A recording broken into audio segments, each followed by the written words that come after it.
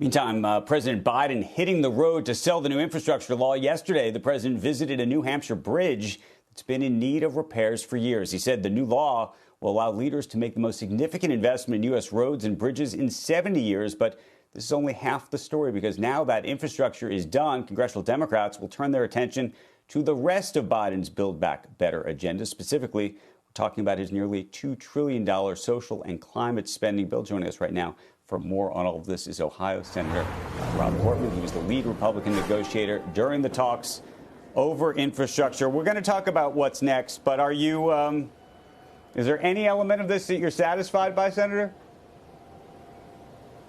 In terms of the next bill, the Build Back Better, no. I think it's bad policy overall, and certainly terrible policy at a time when inflation is so high and we have such a big debt and deficit. So, look, I don't think we should be raising taxes on the economy, and I don't think we should be doing the stimulus spending. And you guys just talked about the fact that inflation is hitting everybody. The 0.9% inflation increase from last month, annualized, is over 11%. We'd be back to double digits for the first time, in 30 years. So, look, I think it's exactly the wrong thing to do. Infrastructure is very different.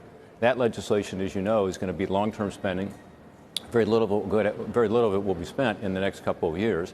When it is spent, it's going to be spent on long-term capital assets like that bridge in New Hampshire and other places, and that's going to be good for the economy. It makes our economy more efficient, more productive, and leads to higher growth and more jobs. So they're very different pieces of legislation, which is why we always wanted to separate them, and we have now. Right. We've passed the infrastructure bill, which is going to be good for the country, and I don't think we should move forward with the BBB at all, because I think it's exactly the wrong remedy for an economy that's already hurting in terms of inflation.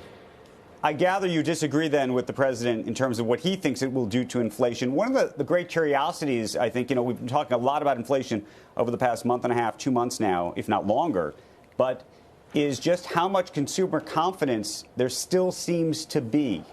How do you square those two issues?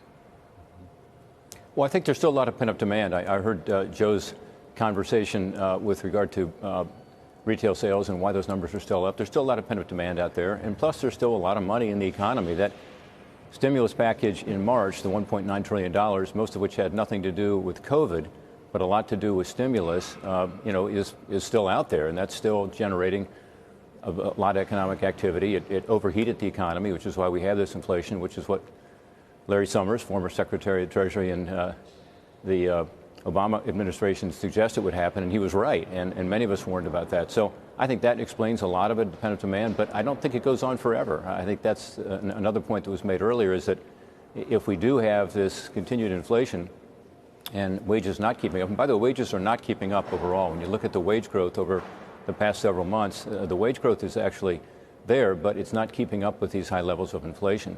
So I think, we're in a situation where we need to pull back and stop spending so much on stimulus and focus on the long-term economic growth. Senator, we're expected to hear from President Biden perhaps by later this week or early this weekend or next week about who he's going to pick to run the Federal Reserve going forward. Would you be in favor of Jay Powell? Would you be in favor of Lael Brainerd? If those are the two choices, what's your pick? Well, I think that from what I know about where Ms. Brainerd would be in terms of the monetary side of things, I would prefer to stay with Jay Powell. I think he is less dovish and more likely to deal with the inflation issue. The Fed's got two jobs. One is unemployment. The other is inflation. And I would hate to see us go, expand the balance sheet even further at the Fed, and hate to see us put even less pressure on interest rates, because I think that would lead to even more inflation. So I would stick with Jay Powell. And then I wanted to ask you about the administration's plans for boosters. As you know, there's going to be an expansion of boosters across the country. Big question about whether there should be a mandate, not just for the original vaccine, but for boosters, and how you think business leaders should think about that going forward. Well, boosters are incredibly important. I mean, this unfortunately, we now know the vaccine wears off, and we've seen a lot of these situations in Ohio and elsewhere where we've got actually higher levels of infection now because of this new wave. So, yeah, I think boosters are incredibly important. And the business community ought to be encouraging vaccinations and providing incentives for vaccinations. I think that's the way to go. I'm not for a mandate, but I do think that vaccinations are incredibly important. and we ought to have many more incentives out there in the private sector for people to step up and get their booster. And I think you're going to see more and more of that.